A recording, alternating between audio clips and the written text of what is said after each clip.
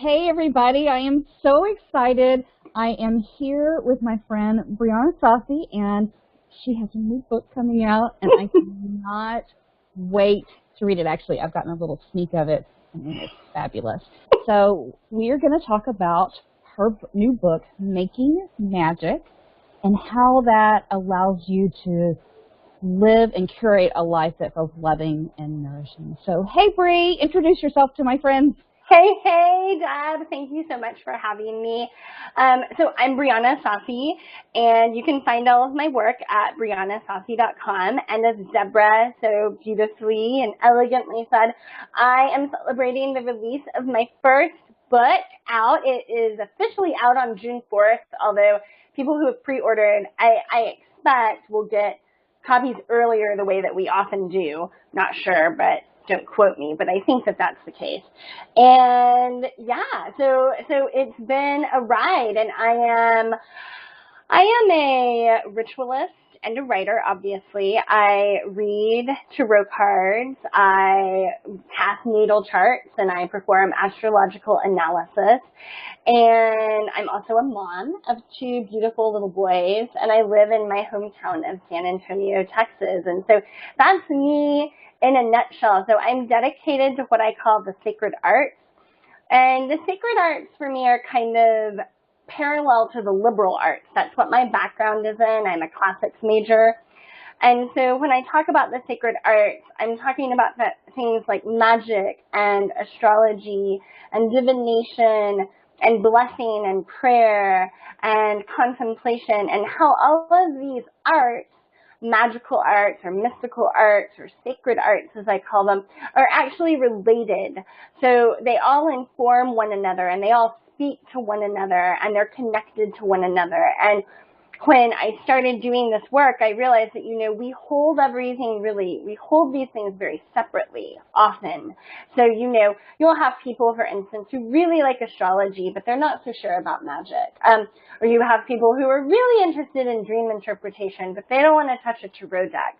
And so the idea here is just to show how these things really do inform one another and relate to one another. And that is the core premise of my work. And so in my first book, Making Magic, what I'm really talking about is how to find the magic in your everyday life. Because as it turns out, we all have magic in our lives, and we're all capable of making magic. And that was what I really wanted to share with this book.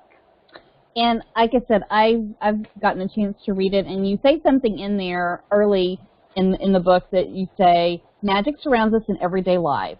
So if everything is magical, therefore nothing is magic, right? Yes, that yes, old circle yes, of right. completion That's of, right. Where do vanished objects go? They go into non-being, right? From Harry Potter. Right. But yet, despite that seeming circle, I don't believe that that's true. I think that there is magic in the world. So tell us what that means from your point of view. So when we talk about magic, I completely agree with you. This was, when I wrote this, what I wanted to address was kind of the logical argument that would come up when we claim everything. If we claim, as I do, that every aspect of our everyday lives actually holds magic, then it's really easy to turn around and say, well, therefore nothing is magical, right? Same construct as, well, if everything is sacred, then nothing is really sacred. Right. And what I wanted to point out with that is that, it's a very limited way of thinking, first of all. It's not even a very good logical argument. But secondly, that while there is magic in our daily lives, everywhere we look, that magic is often hiding in plain sight. And so part of the work of my book is to help move the reader into a place where they can see that magic that's hiding in plain sight. So, obviously a good place to begin is to say, well, what do we mean by magic? And as I say in my book, I never define magic. Throughout Making Magic, I never give a definition for it.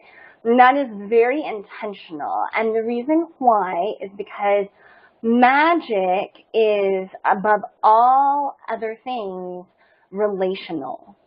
So I would be as successful at telling you what your magic, your personal Deborah awesome magic looks like, as I would be in describing your partner or your favorite pet or, knowing what your favorite perfume is, right? It's this deeply personal, relational thing that we have with magic. And so no one outside of yourself can say what is magical for you. You're going to have to determine that for yourself. Well, and I say the same thing about how to create a life you love. If you try to follow a blueprint that somebody else has and says, this person did X, Y, and Z, and therefore they're happy. So if I do X, Y, and Z, I should be happy. But it doesn't work that way because we're different people. We have different DNA. So we have to go with, that's why it's so important to learn to trust your gut and honor your emotions and your feelings, because if you don't do that, then how can you discover what your magic is? How can you discover what you need for life to feel nourishing? That's right. That's exactly right. Yeah. I mean, I think a good example actually are the Harry Potter books, which I love, and we're reading the last one right now with our whole family. We have evening reading time. So we're on the chapter of the Deathly Hallows right now, in case you're interested.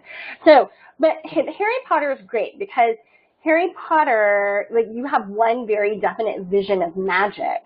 Right. And for some people that really gets them excited. Obviously it was a huge bestseller, but there's a lot of other people that don't resonate with that vision of magic. That's not their cup of tea. And so they might walk away thinking, oh, well, I'm not into magic. But the reality is, well, no, you're not into that depiction of magic. Right? Yeah. You have your own, and it may look completely different.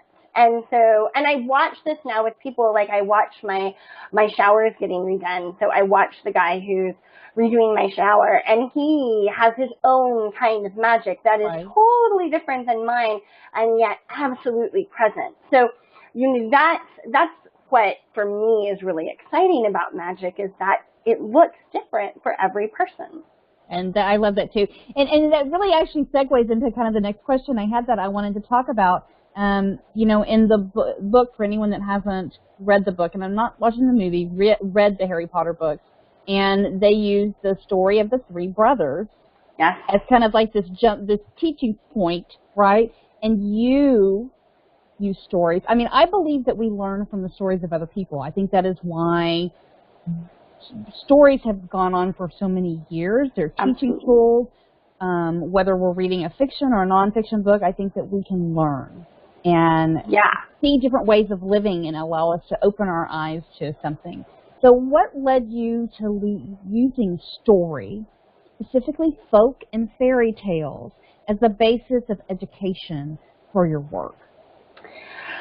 Oh, such a good, juicy question. So, as you know, I have other programs where I'm teaching various things, and I work with story in those programs as well. So for me, story and learning about the sacred arts have always been entwined. I often say, I grew up in a family that's half Catholic and half Baptist and all magical.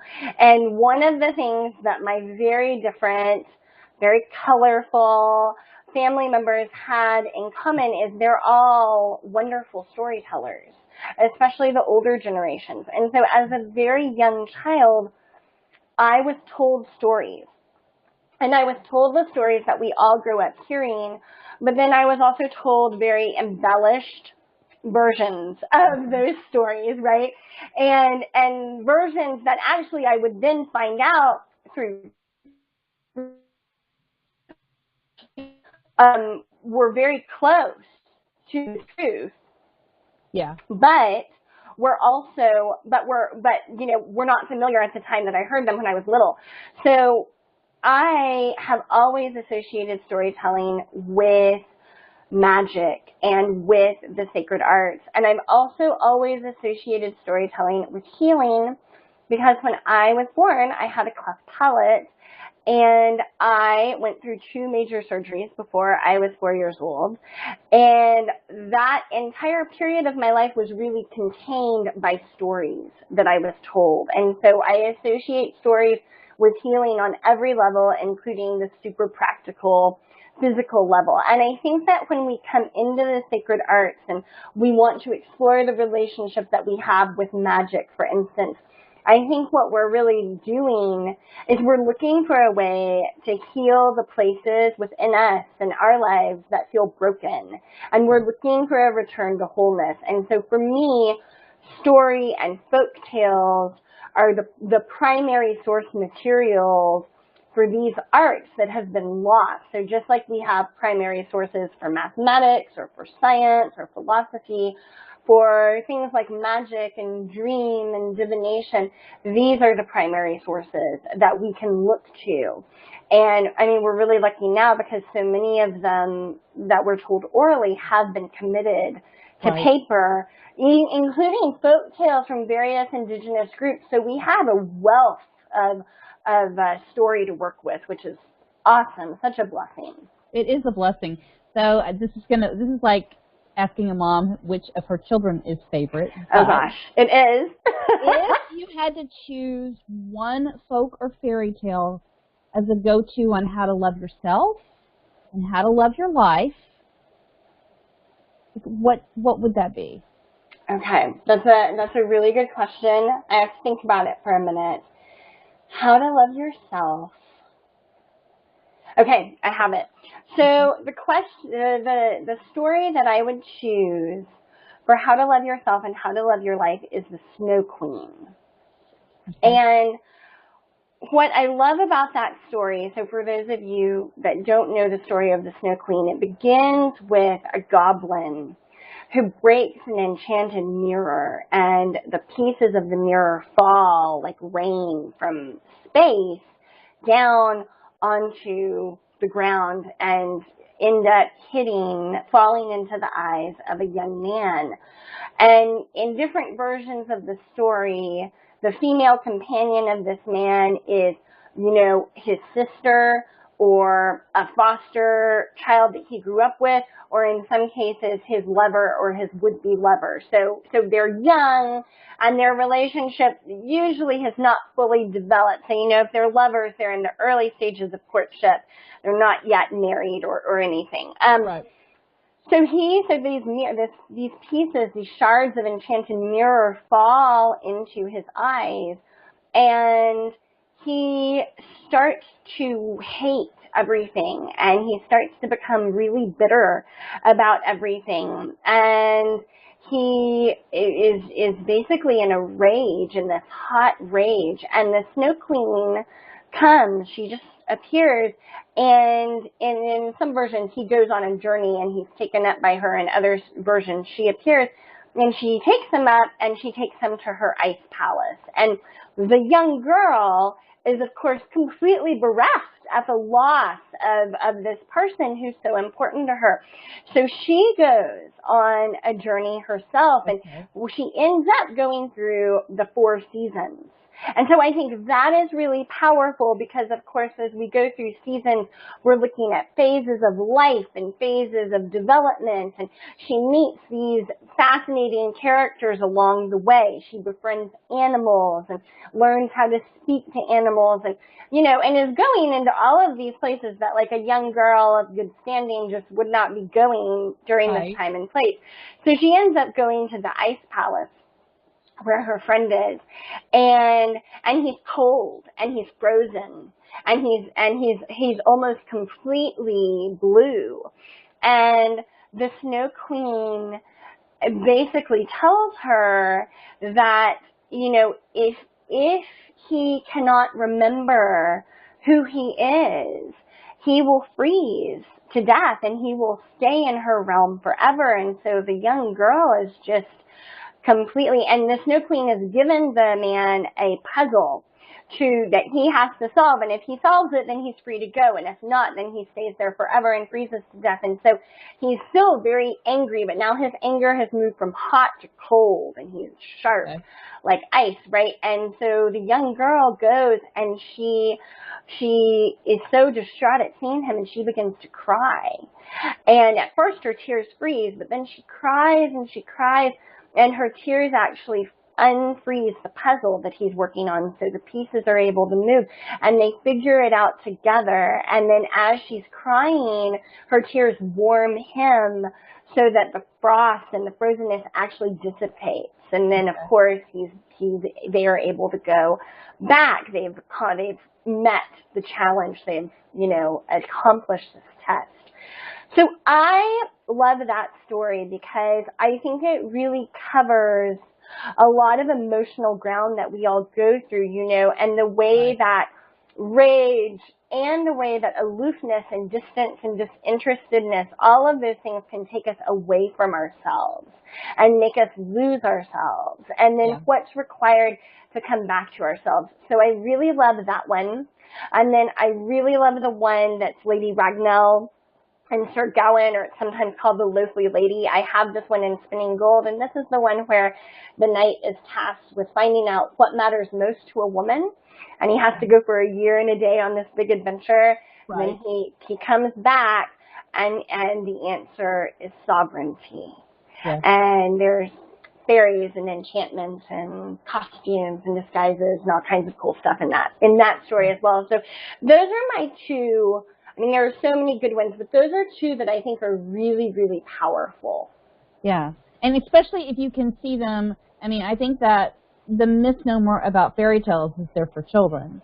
Oh, huge, yes. But they're for adults to be able to get in touch with that inner child that isn't quite as jaded or experienced in the world, and to open our hearts to different ideas and emotions. Yeah.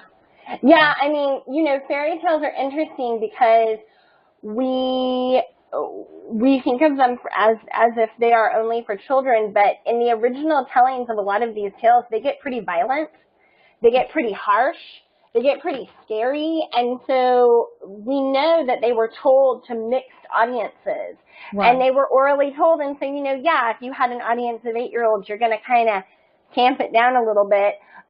But if you have an audience of, young 20-somethings that are taking a break from working or sewing or whatever they're doing, then all of a sudden it might get really spicy, and there's all kinds of graphic details that get added. Yeah. So I think that's one of the biggest misnomers about these stories, is that they're just for kids, and clearly they're not. Exactly. Well, we could talk all day, but I know that we both have things to get to, and I just want to say, if anyone is looking for a way to make their life feel more magical, or to get in touch with that inner magician inside, because we're all magicians in our own lives, that's right. We're the creators of our lives, then pick up Briana's book, Making Magic. It's available June 4th. Yes. And you can get it on Amazon, order it through Barnes & Noble, or your favorite indie press store. So anyway, I'll leave in the show notes a link to Amazon and a link to her author page as well, so that y'all can get in touch. Okay. Thank you so much, Briana. We'll talk to you later. Okay, bye-bye. Bye.